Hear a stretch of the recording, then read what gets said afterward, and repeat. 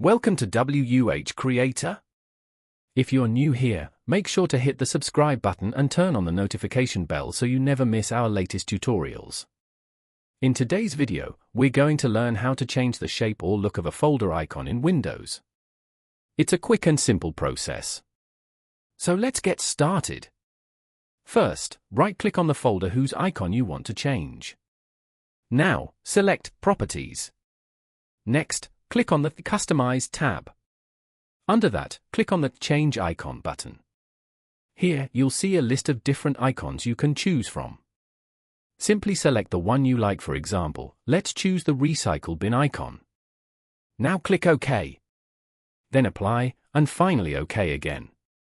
And there you go. The folder icon has now changed to the one you selected.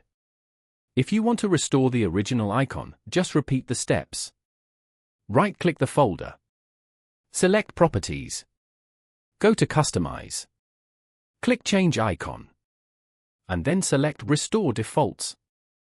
With this it will take its original look. Click on Apply. Then OK, and you'll see the folder's original icon is back.